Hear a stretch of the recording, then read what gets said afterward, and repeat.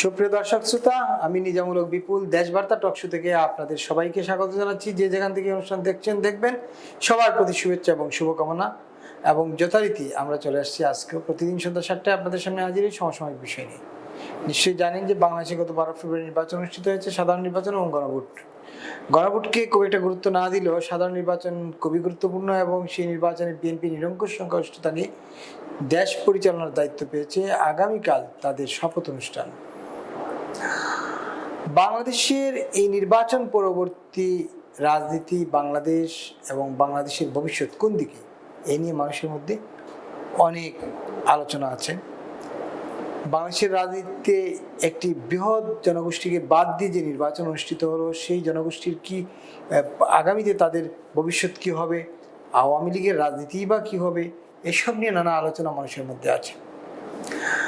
ধর্মীয় মৌলবাদ, উগ্রবাদ, জঙ্গিবাদ যেভাবে গত 18 মাস মাথাচাড়া দিয়ে উঠেছিল, সেটি কিভাবে নিয়ন্ত্রণ হবে সে নিয়েও আলোচনা আছে মানুষের মধ্যে। আর সবচেয়ে বড় বিষয় আইন শৃঙ্খলা পরিস্থিতি, বিচার ব্যবস্থা এবং বাংলাদেশের অর্থনীতি, যা একেবারেই ভঙ্গুর। এগুলোকে কিভাবে সামনের দিকে এগিয়ে নিয়ে যাওয়া যাবে এবং আইন শৃঙ্খলা পরিস্থিতি উন্নতি করা যাবে। এখনও কারাগারে কারা হেফাজতে মৃত্যুর ঘটনা ঘটছে। ইউনূস শাসনামলে যে কঠিন পরিস্থিতির মুখোমুখি হয়েছে বাংলাদেশ, সেই পরিস্থিতি থেকে কি বাংলাদেশ বের হতে পারবে, এই প্রশ্ন এখন সবার মধ্যে। এসব নিয়ে আমরা আজকে আলোচনা করবো। আমাদের আজকের অতিথি ডাক্তার সাজেদুল হক রুবেল, সদস্য বাংলাদেশ কমিউনিস্ট পার্টি কেন্দ্রীয় কমিটি। আপনাকে স্বাগতম দেশবার্তা টকশো থেকে। শুভ সন্ধ্যা, আপনাদের সবাইকে ধন্যবাদ। বাংলাদেশে তো নির্বাচন হলো, অনেক কাঙ্ক্ষিত নির্বাচন এটা বলতে হবে।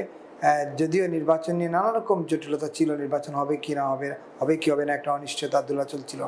সবশেষ নির্বাচন হলো, এখন কি দেখছেন বাংলাদেশের সামনে? বাংলাদেশে 12 ফেব্রুয়ারি নির্বাচনের পর আজকে সন্ধ্যা হচ্ছে, আমরা 16 ফেব্রুয়ারি কাটাচ্ছি। কাল 17 ফেব্রুয়ারি, কালকে বাংলাদেশের এই নির্বাচনে নির্বাচিত সংসদ সদস্যরা শপথ পাঠ করবেন এবং একই সাথে কালকে সংসদীয় দলের প্রধান নির্বাচিত হবে, সংখ্যাগরিষ্ঠ যারা আছে তাদের, এবং তিনি প্রধানমন্ত্রীর দায়িত্ব গ্রহণ করবেন। মন্ত্রী পরিষদের শপথ হতে পারে। অর্থাৎ কালকে 17 ফেব্রুয়ারি দিনটি একটি খুব গুরুত্বপূর্ণ দিন হতে পারে বাংলাদেশে, যে অনেকদিন পর একটি শান্তিপূর্ণ ক্ষমতার ট্রানজিশন। আমাদের ডেমোক্রেটিক ট্রানজিশনের ক্ষেত্রে এটা একটা শর্ত বটে যে শান্তিপূর্ণ ক্ষমতার ট্রানজিশন। তো এই ট্রানজিশনটা আগামীকাল ঘটতে পারে এবং আমাদের যে ইউনূস সরকারের যে প্রপঞ্চ, তার যবনিকাপাত আগামীকাল ঘটতে পারে আর কি। তো ঠিক সেই মোড়ে দাঁড়িয়ে তার আগের সন্ধ্যায় আমরা আপনাদের সাথে আলাপ করছি এবং এখানে বিপুল ভাই কতগুলো প্রশ্ন, খুব গুরুত্বপূর্ণ কতগুলো প্রশ্ন তুলে ধরেছেন আর কি। যে 5ই আগস্টের পর খুবই অনাকাঙ্ক্ষিত ভাবে যেভাবে আমরা দেখেছি ধর্মীয় মৌলবাদের যে উত্থান আমরা লক্ষ্য করলাম, পরিলক্ষিত আমাদের কাছে হলো, সেইটি কি অবশেষে অবসান ঘটবে কিনা, কিংবা এটাকে আরেকভাবে বলা যায় যে দেশ তো চলেছিল এক ধরনের মবক্রেসির মধ্য দিয়ে। কখনো কখনো মনে হয়েছিল দেশে কোনো সরকার নাই, কখনো মনে হয়েছিল যে ইউনূস সরকার সামাজিক মাধ্যম দ্বারা প্রভাবিত, কখনো মনে হয়েছিল তার চেয়েও ইউনূস সরকারের বক্তব্যের চেয়েও শক্তিশালী হচ্ছে মব, কিংবা মবকে উস্কে দেয় যে ইউটিউবার আছেন, ইনফ্লুয়েন্সার যারা রয়েছেন, তাদেরকেও মনে হতো অনেক সময় অনেক বেশি শক্তিশালী আর কি। এই যে ব্যবস্থাটা গড়ে উঠেছে বিগত 18 মাসে, এই ব্যবস্থাটার এখন খতম হবে কিনা, এই ব্যবস্থাটার গিয়ে শেষ হবে কিনা, এবং তার মধ্যে দিয়ে বাংলাদেশের যে ডেমোক্রেটিক ট্রানজিশন এবং ট্রান্সফরমেশন হওয়ার কথা, সেদিকে বাংলাদেশ কতদূর অগ্রসর হতে পারবে, এটি একটি প্রশ্ন। এই প্রশ্ন যেমন বিপুল ভাই করেছেন, সেই প্রশ্ন কিন্তু আমারও প্রশ্ন, এবং আমার মনে হয় আমাদের অনুষ্ঠান যারা দেখছেন তাদের সবারই প্রশ্ন যে কতটা বদলাবে এই নির্বাচন উত্তরকালে বাংলাদেশ। তো যাই হোক, এখন পর্যন্ত যে সাইন অ্যান্ড সিম্পটম আমরা দেখছি, সেই সাইন অ্যান্ড সিম্পটম থেকে আমরা কি শিক্ষা নিতে পারি বা কি বুঝতে পারি। সেখানে দেখেন এই নির্বাচনের ক্ষেত্রে একটি তো বিষয় পরিষ্কার যে এখানে হচ্ছে বাংলাদেশ জাতীয়তাবাদী দল তারেক রহমানের নেতৃত্বে একটি ভূমিধস বিজয় অর্জন করেছে। এটি একটা গুরুত্বপূর্ণ বিষয় এবং এই জন্য সারা দেশবাসী তাদেরকে অভিনন্দন জানিয়েছে।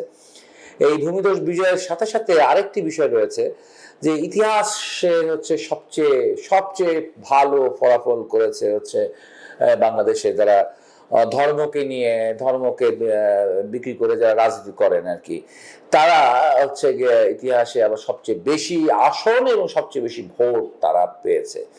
তাও শুনলাম যে এত ভোট এবং এত আসন পাওয়ার পরও নাকি তাদের মন ভরেনি, তাদের মনে এখনো তারা হচ্ছে অতৃপ্ত। কারণ হচ্ছে তারা সরকারটা গঠন করতে পারছে না, বা তারা বলেছিল 2/3 মেজরিটি হবে। তো কিন্তু হলেও এখানে সিগনিফিকেন্ট হচ্ছে আপনি যেমন বললেন যে 18 মাসে ধরে যে ধর্মীয় মৌলবাদের যে উত্থান ছিল, আপনার ভাষায় আর কি, আমার ভাষায় যারা ধর্মকে অ্যাবিউজ করে রাজনীতি করে তাদের যে একটা উত্থান ছিল, সেই উত্থানটার কিন্তু একটা পলিটিক্যাল হইলো এই নির্বাচনের মধ্য দিয়ে, যে তাদের ভোট বাড়লো আর কি।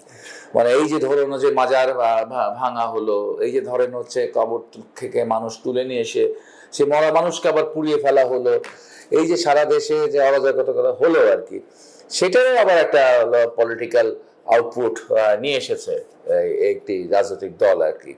এবং বাংলাদেশে অনেক মানুষ আবার তাদেরকে হচ্ছে গিয়ে ভোটও দিয়েছে আর কি। তো এটা এতটাই অনেকে বলবে যে 54 বছর, আমি তো 54 বছর বলি না, আমি বলি ওই ব্রিটিশ আমলে ভারতের মাটিতে যে এই রাজনৈতিক দলটির জন্ম হয়েছিল আবুল আলাল মওদুদির হাতে হায়দ্রাবাদে, ঠিক আছে, সেই দলটি যে 3টি দেশেই আছে, ভারতে আছে, পাকিস্তানে আছে, বাংলাদেশে আছে। পাকিস্তানে যে জামাত আছে তার কপালে কিন্তু আপনার 71-এর কলঙ্ক নাই, মুক্তিযুদ্ধের কলঙ্ক নাই, পাকিস্তান সেনাবাহিনীর দোসর হওয়ার কলঙ্ক নাই। এই কলঙ্ক না থাকা সত্ত্বেও কিন্তু পাকিস্তানে কোনোদিন হচ্ছে জামাত হচ্ছে গিয়ে এত ভালো জায়গায় আসতে পারছে কিনা, এটা একটা প্রশ্ন আর কি। কিন্তু বাংলাদেশে এটা আসছে, অর্থাৎ তারা পৃথিবীর 3 দেশের মধ্যে, এবং তাদের জন্ম বোধহয় 1940-এর দশকে, 41-এ, এত বছরের ইতিহাসে তারা সবচেয়ে শীর্ষ জায়গায় এসেছে, পিকে তারা এসেছে আর কি। এখন দেখার বিষয় এই পিক থেকে তারা কত সময় এটা অবরোহণ হবে তাদের, কিংবা আরোহণ করবে কিনা। তো এটা হলো এখন হচ্ছে দেখা খুব মানে বিষয় আর কি, সবাই দেখছে আর কি। তো এই জায়গায় তারেক রহমান এই মবক্রেসির বদলে কিভাবে করে আবার ডেমোক্রেসি নিয়ে আসবেন, মবের শাসনের বদলে কিভাবে আইনের শাসন রিইনস্টল করতে কতটা পারবেন, সেটি খুব গুরুত্বপূর্ণ বিষয় ছিল। আসলে আমরা যেটা রাজনীতির মাঠের যারা কর্মী, রাজনীতির ছাত্র আমরা যারা, আমরা এটা বুঝতাম যে 5ই আগস্টের পরে যখনই নির্বাচন হবে তখনই হচ্ছে গিয়ে বিএনপি জয় লাভ করত, এটা একটি বিষয়। এর জন্য আপনার 18 মাস সময় কতটা প্রয়োজন ছিল এটা খুব দেখার বিষয়। সেটা যদি আপনার হচ্ছে আমাদের দেশে বিভিন্ন সময় তত্ত্বাবধায়ক সরকাররা দায়িত্ব নিয়েছিল, 3 মাসের মধ্যে তারা সমস্ত কিছু ঠিকঠাক করে, আগের সরকার তার মতো সেট আপ করে ফেলতো, প্রশাসন থেকে শুরু করে সবকিছু তার মতো করে ফেলতো। কিন্তু 3 মাসে সব হচ্ছে গিয়ে তত্ত্বাবধায়ক সরকার সেটাকে উল্টায় পাল্টায় ভেঙে চুরে একটা নিরপেক্ষ জায়গায় নিয়ে এসে একটা সুষ্ঠু গ্রহণযোগ্য নির্বাচনে দিতেন তারা। তো সেই নির্বাচনটা 3 মাস পরে হলেও তারেক জিয়া হচ্ছে গিয়ে আরো বেশি যে জনপ্রিয় থাকতেন, বা বিএনপি হচ্ছে সেখানে নির্বাচনে জয়যুক্ত নিশ্চিত হতে পারতেন। এমনকি এই নির্বাচনটা যদি হচ্ছে গিয়ে ইনক্লুসিভ নির্বাচন হতো, অন্তর্ভুক্তিমূলক নির্বাচন হতো 3 মাস বা 6 মাসের মাথায়, তাহলেও মনে হয় যে একই রকম ফলাফল, আওয়ামী লীগ অংশগ্রহণ করলেও 3 মাসের মাথায় যদি হতো নির্বাচন, বা 6 মাসের মাথায় হতো, তখনও হচ্ছে যে এই বিএনপি একই রকম জয়যুক্ত হতো। বরঞ্চ তখন যেটা হতো যে এখন যেমন হচ্ছে কেউ প্রশ্ন তুলতে পারে যে পুরো হচ্ছে ধরেন আজ থেকে কয়েক বছর আগে রাজনীতির হিসাব করলে, যে একদিকে ছিল আওয়ামী লীগের মানে মহাজোট, একদিকে ছিল হচ্ছে বিএনপি জামাতের জোট। তো তখন দেখা গেল যে কোনো নির্বাচনে বিএনপি জামাত জোট অংশগ্রহণ করতেন না, কোনো নির্বাচনে অংশগ্রহণ করতেন। ঠিক তেমনি ভাবে আওয়ামী লীগ এবং মহাজোট হচ্ছে নির্বাচনে নাই। তো কেউ এবার ওটা বলতে পারে যে এটাও তো একরকম আমির মতো নির্বাচন। তারা সমালোচনা করে, সমালোচকরা নিন্দুকরা অনেক কথাই বলতে পারেন, বললেও তো একটা বিষয় হয়ে দাঁড়াইলো। এবং সেই ক্ষেত্রে আমার মনে হয় বিএনপির এই বিজয় আরো বেশি অ্যাকসেপ্টেবল হতো, আরো বেশি গ্রহণযোগ্য হতো সারা দুনিয়ার কাছে, যদি হচ্ছে এটা হচ্ছে ইনক্লুসিভ নির্বাচনটা হতো এবং আরো সময় আগে হতো আর কি। কিন্তু এখন যাই হোক, এখন যে পরিস্থিতি আছে সেই পরিস্থিতির মধ্যে হচ্ছে বিএনপি হলো এই নির্বাচনের মধ্য দিয়ে 2/3 মানে আসন নিয়ে হচ্ছে তিনি তার সরকার গঠন করবে। এবং আমরা মনে করি যে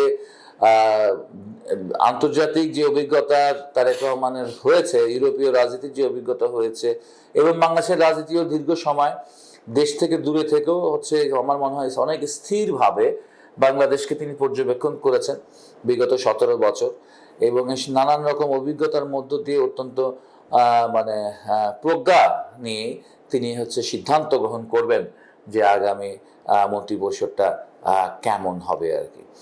এই হলো আপাতত আলোচনা।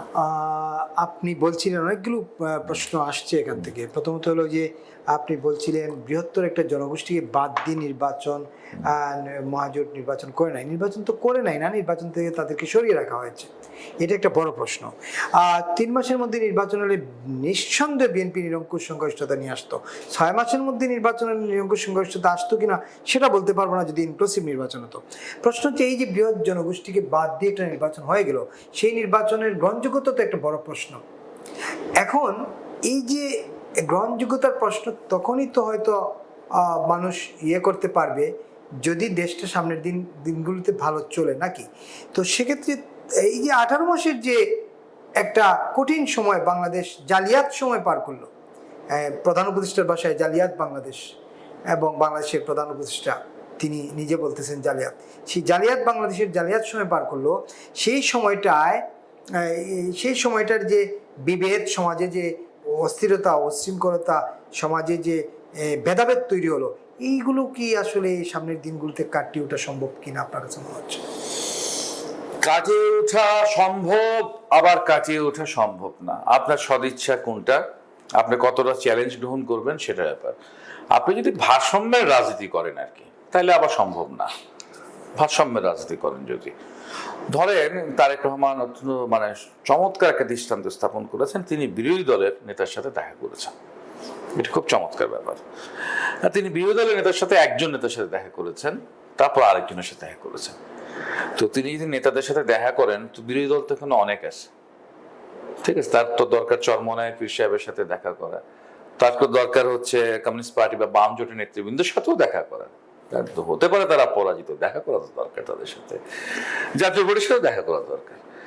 হ্যাঁ, কিংবা শুধুমাত্র তার প্রধান বিরোধী দলের নেতা যিনি হবেন বলে অনুমেয়, তার সাথে দেখা করে গিয়ে তার থামা দরকার ছিল আর কি। হ্যাঁ, তার সাথে দেখা করে থামা দরকার ছিল। দ্বিতীয় যে আরেকটি রাজনৈতিক দলের নেতার সাথে দেখা করতে গেলেন, এটি হচ্ছে আমার মতে এক ধরনের ভারসাম্যতা, এক ধরনের ভারসাম্যতা আর কি। ঠিক, এবং এই ভারসাম্যতা যদি আপনি করতে চান, তাহলে আপনার বুঝতে হবে যে অতীতে যে বিভেদ তৈরি হয়েছে, বা 18 মাসে যে হচ্ছে জাতিকে 2 ভাগ বা 3 ভাগে রূপান্তরিত করে ফেলার চেষ্টা হয়েছে, সেই বিভক্তি কে মিটিয়ে একটি ঐক্যবদ্ধ জাতি গঠন করা সম্ভব হবে না। ঠিক আছে, সম্ভব হবে না আর কি। তো সেই ক্ষেত্রে একটু আমার মনে হয় আর একটু সাহসী সিদ্ধান্ত নেওয়া প্রয়োজন আর কি। আমরা বিশেষ করে সে মানে একটা সময় দেখেছি খুব চমৎকার একটা স্ট্যান্ড নিতে, দৃঢ় স্ট্যান্ড নিতে, যে 25শে ডিসেম্বরের মধ্যে নির্বাচন করতে হবে, নির্বাচন হবেই, এই বক্তৃতাটা আমরা শুনেছিলাম। আবার আমরা লন্ডন বৈঠকের পর বিষয়টাকে পরিবর্তিত হতে দেখেছি আর কি। এই জায়গাগুলো তো আমার মনে হয় যে তার বোঝা উচিত দেশের মানুষ তার সাথে আছে, 2/3 মেজরিটি তার সাথে আছে, ঠিক আছে। এবং একটা যদি আপনি সংখ্যারও হিসাব করেন, সংখ্যাটা খারাপ না, যতজন মানুষ ভোট দিয়েছে তাদের মধ্যে একটা মানে সংখ্যা তাকে তার সাথে আসে, এবং এই জনতার শক্তির উপর ভরসা করে আমার মনে হয় তাকে সিদ্ধান্ত নিতে হবে। বিভিন্ন প্রাসাদের, বিভিন্ন কোটারি জায়গা থেকে তার প্রভাবিত হওয়ার সুযোগ নাই। এটা তো এমন হতে পারে যে ভবিষ্যতে যখন আবার 5 বছর পরে নির্বাচন হবে, যাতে এখন যে বিরোধী দল আপনি বলছেন যার সাথে দেখা করা নিয়ে তাদের প্রয়োজন হবে, এই জন্য আগে থেকে হয়তো উনি তাদেরকে করে রাখলেন, এমন তো হতে পারে। হ্যাঁ, এমনও হতে পারে। আপনি আগামীকাল বিষয়ে বিস্মিত হতে পারেন, আগামীকাল দেখবেন যে আবার রাজনীতির অনেক পট পরিবর্তন হয়ে গেছে। কিরকম পট পরিবর্তন হয়ে গেছে? ধরেন হচ্ছে এরকম যে কেউ বলেছিল যে আমরা এই দুই জোটের কোনো জোটে যোগ দেব না, আমরা নতুন বন্দোবস্ত নিয়ে আসবো, এই কথা বলে আবার দেখা গেল জামাতের সাথে জোট করতে চলে গেছে। জামাতের সাথে জোট করতে গিয়ে বলছে যে জামাত হচ্ছে সবচেয়ে বেশি জুলাই ধারণ করে বাংলাদেশপন্থী, তাই ওদের সাথে গেছে। আবার কালকে দেখবেন, আজকে দেখবেন অন্য বিষয় হতে পারে যে দেখা গেল এই মন্ত্রিসভায় তারা এসে গেছে দুই একজন, এবং তখন তারা বলবে না ওই জামাত ভালো না, বিএনপি ভালো, ঠিক আছে? হঠাৎ পাল্টে যেতে পারে সব। বাংলাদেশের রাজনীতির যে তারেক রহমান তো বলেছে যে অনেক বিশ্ব অপেক্ষা করতেছে, এই বিশ্ব আর হতেও পারে কালকে। আপনার এই বাংলাদেশের রাজনীতির যে ক্যারেক্টার এবং এন্টি বাংলাদেশ যে তৎপরতা, তাতে অস্বাভাবিক কোনো কিছু ইয়ে করা যায় না। কিন্তু একটা প্রশ্ন করতেই চাই আপনাকে, তাহলে যে বাংলাদেশের বৃহৎ রাজনৈতিক দল যেটি, যারা অল্টারনেট রাজনৈতিক দল, তাদের রাজনীতি নিষিদ্ধ, এখন পর্যন্ত কার্যক্রম নিষিদ্ধ তাদের, নতুন সরকার আসার পরে কি রাজনীতির সেই স্পেসটা আসলে ওপেন হবে কিনা, একজন রাজনীতিবিদ হিসেবে কি মনে হচ্ছে? এটা অনেকগুলো শর্তের উপর নির্ভর করে, এটা ঠিক কারো ব্যক্তি ইচ্ছার উপর নির্ভর করছে না এখন বিষয়টা যতটা জটিল আকার ধারণ করেছে আর কি। তবে আমার কাছে যেটা মনে হয় সেটা হচ্ছে যে তাৎক্ষণিক বা খুব দ্রুত, ঠিক আছে, কোনো ধরনের পরিবর্তনের অনেক গুজব আছে, সেই ধরনের কোনো কিছুই ঘটবে না সেই যা। তবে আমি এটুকু প্রত্যাশা করি, আগের চেয়ে অনেক সহনশীল, আগের চেয়ে অনেক গণতান্ত্রিক, ঠিক আছে, যেটা এই নির্বাচনের পূর্বকালে ছিল তার চেয়ে অনেক বেশি সহনশীল এবং গণতান্ত্রিক একটা পরিস্থিতি তৈরি হবে, এবং সেই তৈরি হওয়ার মধ্য দিয়ে বিষয়টাকে অগ্রসর হতে হবে। এখানে তো অনেক রকম ব্যাপার আছে, ঠিক আছে। আপনি মনে করছেন যে তাদের অংশগ্রহণ করা দরকার, আবার একটা বিরাট অংশ মনে করছে যে হ্যাঁ তারা আসুক, তারা অবশ্যই দেশে আসুক, দেশে এসে তারা বিচারের সম্মুখীন হোক, তারা দেশে এসে বিচারের সম্মুখীন হোক, তারা ফাঁসিতে ঝুলে যাক, এরকমও হচ্ছে গিয়ে আপনার একটা অংশ মানুষ এটা ভাবে। আবার দেশের একটা বড় অংশের মানুষ ভাবে যে তারা আসবে, তারা রাজনীতি করবে, তারা আবার দেশের দায়িত্ব গ্রহণ করবে, এরকমও ভাবে, এরকম ভাবে। এই দুই যে ভাবনা, এটা কতটা বৈরী ভাবনা, এটাকে তো এক জায়গায় আনা সম্ভব না আর কি, এত দ্রুত কেউ এক জায়গায় আনতে পারবে না। এটা বিরাট সংঘাত সহিংসতার জায়গায় নিয়ে আসে আর কি বিষয়টাকে। ফলে এটা একটা অনেক বড় চ্যালেঞ্জ, এই চ্যালেঞ্জটা অনেক ধীরে ধীরে আনতে হবে। তবে আমি যেটা মনে করি যে গণতন্ত্র শুধু 12ই ফেব্রুয়ারি ছিল ব্যাপারটা তা না, গণতন্ত্র মানেই যে শুধু ভোটাভুটি ব্যাপারটা তা না, ঠিক আছে। গণতন্ত্রের একটি অংশ, একটি বেসিক অংশ হচ্ছে নির্বাচন। এই নির্বাচনের দিন গণতন্ত্র ছিল, তারপরে গণতন্ত্র যেন হচ্ছে গিয়ে আবার ফ্রিজে তুলে রাখা না হয় আর কি। গণতন্ত্র যেন হচ্ছে আরো বিকাশের জায়গায় যায়, মানুষ যেন তার মত প্রকাশের অধিকার পায়। এখন বলবেন তো এখন তো ডিজিটাল সিকিউরিটি অ্যাক্ট নাই, ওটা হচ্ছে বা বড় অ্যাক্ট আছে, মবের অ্যাক্ট আছে আর কি। মানুষ কথা বললে হচ্ছে গিয়ে সে বিপদাপন্ন হচ্ছে, তার বিরুদ্ধে মব হচ্ছে। তো সেই রকম ভাবে যে মানুষ কথা বলার স্বাধীনতা পায়, মানুষ তার হচ্ছে ফ্রিডম অফ এক্সপ্রেশন থাকে, এবং অপরের মতকেও শ্রদ্ধা করা হয়, তাহলে আস্তে আস্তে হচ্ছে বাংলাদেশের পরিস্থিতি চেঞ্জ হবে। আর একটা কথা কি, মানে এক নদীতে আপনি দুইবার গোসল করতে পারবেন না, এটাকে আপনাকে মেনে নিতে হবে আর কি। একই রকম সময় আপনার আসবে, একই রকম ভাবে হচ্ছে কি আওয়ামী লীগ আবার দেশ শাসন করবে, না, সেটা হবে না। পরিবর্তিত হতে হবে, না পরিবর্তিত হতে হবে। রাজনীতিও যদি করতে আসেন, আমিও যদি রাজনীতি করতে চাই, বা বিএনপি কে যদি রাজনীতি করতে হয়, আর জামাতকেও যদি রাজনীতিকে হচ্ছে কি টিকে থাকতে হয়, তাহলে আমার মনে হয় হচ্ছে সময়ের সাথে, যুগের সাথে এবং মানুষের যে মনস্তাত্ত্বিক জায়গা সেটার সাথে হচ্ছে গিয়ে তাকে নিজেকে পরিবর্তিত করে নিতে হবে। আমরা তো দেখেছি, আমার তো মনে পড়েছে, আমি তখন ছাত্র ইউনিয়ন নেতা ছিলাম যখন তারেক রহমান ছিলেন, খালেদা জিয়া ক্ষমতায় ছিলেন, প্রধানমন্ত্রী ছিলেন।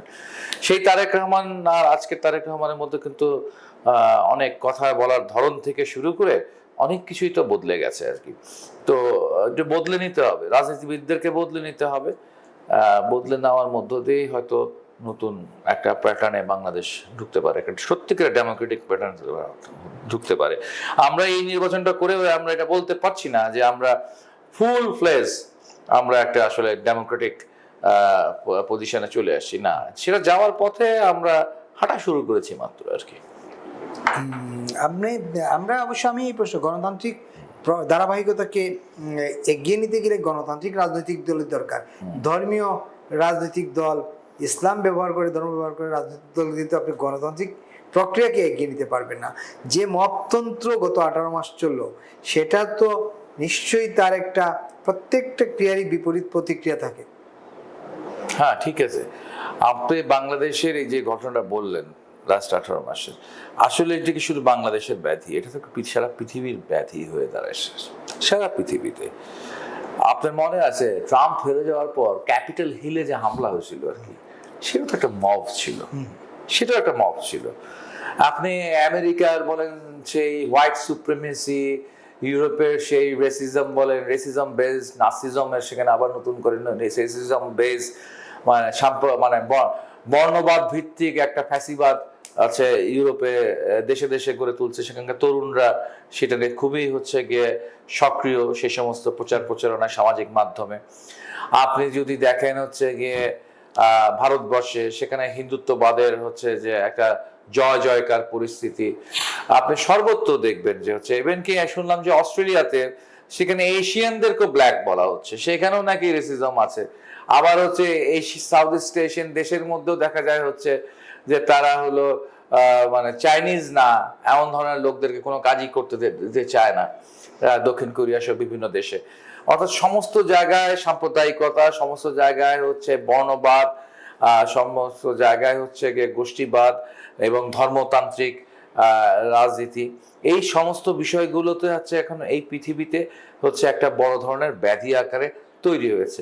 এই ব্যাধিটা আবার দরকার হয়, এই ব্যাধিটা দরকার হয় এই যে আপনার নব্য উদারীকরণের যে রাজনীতি রয়েছে, এই পুঁজিবাদের এখনকার যে ফর্ম রয়েছে, এই ফর্মে টিকে থাকতে হইলে মানুষকে বিভক্ত করতে হবে ধর্মের নামে, মানুষকে বিভক্ত করতে হবে তার গায়ের রঙে, মানুষকে বিভক্ত করতে হবে তার ভাষা বা তার হচ্ছে গিয়ে নানান রকম আইডেন্টিটি রাজনীতি দিয়ে মানুষকে বিভক্ত করতে পারলেই মানুষকে হচ্ছে ওটা নিয়ে ব্যস্ত রাখা যাবে এবং আপনি মানুষকে শাসন নির্বিঘ্নে চালা যেতে পারবেন।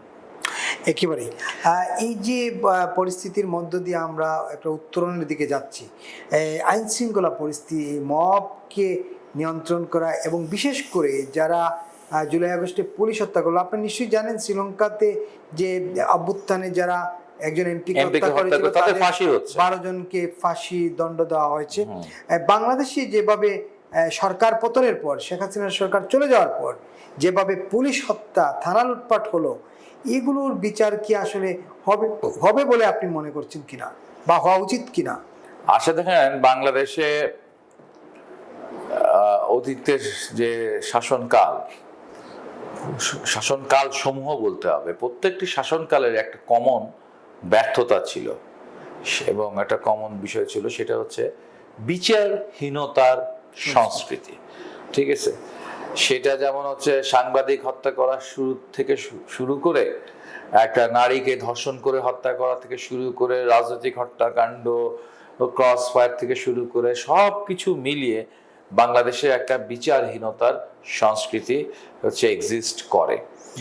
তো এখন বিএনপির কাছে চ্যালেঞ্জ হচ্ছে সে এই বিচারহীনতার সংস্কৃতিকে মানে থামায় দিবে নাকি এটাকে আবার ব্যবহার করবে। এটা ব্যবহারও করতে পারে, আবার এটা সে বন্ধ করতে পারে।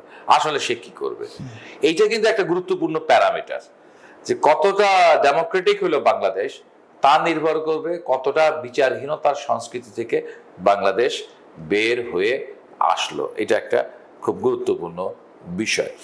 2 নম্বর যে বিষয়টা হচ্ছে সেটা দেখেন, মব তো ছিল ইউনূস সরকারের হাতিয়ার এবং তারা তো এটাকে নিয়ে কোনোদিন টেনশনও করে নাই, মন খারাপও করে নাই। ইস, যে আমি এত ভালো কাজ করতে চাচ্ছি, এত গুড ইন্টেনশন নিয়ে এসছি, I am a man of a good soul, হ্যাঁ, তারপরে আমি পাচ্ছি না, এই বেচারা এই যে এরা মব করছে, উশৃঙ্খলতা করছে। হ্যাঁ, একসময় তো পত্রিকায় লেখা হতো উশৃঙ্খল জনতা, উশৃঙ্খল জনতার গণপিটুনিতে মৃত্যু, এখন বলে মবের হাতে মৃত্যু আর কি। যে এই উশৃঙ্খল জনতাকে আমি শৃঙ্খলিত করতে পারছি না, হ্যাঁ, এটা নিয়ে তার তো আমার মনে কোনো অনুশোচনা ছিল না, কোনো দুঃখবোধও ছিল না। খুব বরঞ্চ মনে মনে আমার মনে হয় যে বেশ খুশিই ছিলেন যে একটা হাতিয়ার আসে আমার পক্ষে, যে কেউ কিছু করলে আমার এখন আর ডিজিএফআই দিয়ে থ্রেট করা দরকার নাই, আমার এখন আর র্যাব পুলিশ ব্যবহার করা দরকার নাই, আমি এখন বিনা পয়সায় বিনা বেতনে ভলান্টিয়ারি একদল মানুষ পাবো, যে দল মানুষগুলো হচ্ছে গিয়ে আমার হয়ে আমার কাজ করে দিবে তারা। ঠিক আছে, রাষ্ট্রের নিপীড়নটা এখন তারা করে দিবে আর কি। এভাবে করে আমি আমার সম্ভাব্য বিরোধী পক্ষগুলোকে তাদেরকে দমন করে নিপীড়ন করে চালাই যাব। তো এটা ছিল তার হাতিয়ার। তো তার হাতিয়ার, এবং এই কারণে আমরা দেখেছি প্রেস সচিবকে, আমরা দেখেছি ওই যে ট্রাইব্যুনালের প্রসিকিউটরকে মবকে মব বলা যাবে না, মব বলে খুব মাইন্ড করতেন আর কি, তারা এটাকে গ্লোরিফাইড করতে আর কি। তো এই যে গ্লোরিফাই তারা এই কারণেই করতো আর কি, কারণ এটা তাদের একটা ইনস্ট্রুমেন্ট ছিল। তারেক রহমানের মনে হয় লাগবে না এই ইনস্ট্রুমেন্ট, আমি বিশ্বাস করি। একেবারে শেষ করতে চাই, সামনে কি দেখছেন আসলে? সামনে দেখতে চাই সামনে আরো গণতান্ত্রিক বাংলাদেশ। সম্ভাবনা হচ্ছে বাংলাদেশকে ঘুরিয়ে ফিরিয়ে একটি প্রক্সি ওয়ারফিল্ডে নিয়ে যাওয়ার। তো বাংলাদেশ কি এই বদ্ধভূমি থাকবে, যুদ্ধক্ষেত্র হবে, না বাংলাদেশ সত্যিকার অর্থে একটা স্বর্গভূমির বাংলাদেশ হবে কিনা, গণতান্ত্রিক বাংলাদেশ হবে কিনা? এবং সেটার জন্য অনেক চ্যালেঞ্জ, অনেক লড়াই। তারপর আমরা চাই যে এই সুযোগটা নিয়ে হইলেও আমাদের এই যারা জিতেছেন নির্বাচনে, বাংলাদেশ জাতীয়তাবাদী দল জাতিকে যেন আরেকবার হতাশ না করেন আর কি। একেবারে মুক্তিযুদ্ধের বাংলাদেশটাকে যেন এগিয়ে নিয়ে যাওয়া নাকি? ঠিক আছে, মুক্তিযুদ্ধের সেই যে জন আকাঙ্ক্ষার যে বাংলাদেশ, এবং সেই বাংলাদেশকে সামনের দিকে অগ্রসর করবার জন্য কতটা সিনসিয়ার, সেটা আগামী দিনগুলোই জাতি পর্যবেক্ষণ করবে। অবশ্যই সকল রাজনৈতিক দলের সহাবস্থান জরুরি, যাদের উপর নিষেধাজ্ঞা আছে তাদেরকেও রাজনীতির স্পেস দেওয়া এবং সবাই মিলিয়ে দেশকে এগিয়ে নিয়ে যাওয়া, তাই তো নাকি? নিশ্চয়ই বাংলাদেশের সংবিধান, বাংলাদেশের আইন, বাংলাদেশের বিচার ব্যবস্থা, সবকিছু মিলিয়েই হচ্ছে গিয়ে ইয়া করতে হবে। তাই বলে ধরুন হিজবুত তাহরিরকে তো বাংলাদেশে রাজনীতি করতে দেওয়া যাবে না, কোনো ধর্মের দলকেই তো রাজনীতি করতে দেওয়া না। তো সেরকম বাংলাদেশের সংবিধানকে আপহোল্ড করতে পারবে বাংলা বিধি মোতাবেক, সেই সবাই মিলে হচ্ছে বাংলাদেশকে অগ্রসর করতে হবে। অসংখ্য ধন্যবাদ ডাক্তার সাজিদুল হক রুবেল। প্রিয় দর্শক, এতক্ষণ আপনারা শুনছিলেন কোন পথে যাচ্ছে বাংলাদেশ, নির্বাচন পরবর্তী বাংলাদেশ কোন দিকে যাচ্ছে তা নিয়ে আলোচনা শুনছিলাম আমরা ডাক্তার সাজিদুল হক রুবেলের, বাংলাদেশ কমিউনিস্ট পার্টির কেন্দ্রীয় কমিটির সদস্য। আগামীকাল নিশ্চয়ই আবার অন্য কোনো অতিথি নিয়ে আপনাদের সামনে হাজির হব। সেই পর্যন্ত সবাই ভালো থাকবেন, নিরাপদ থাকবেন, সাবধান থাকবেন। শুভ সন্ধ্যা।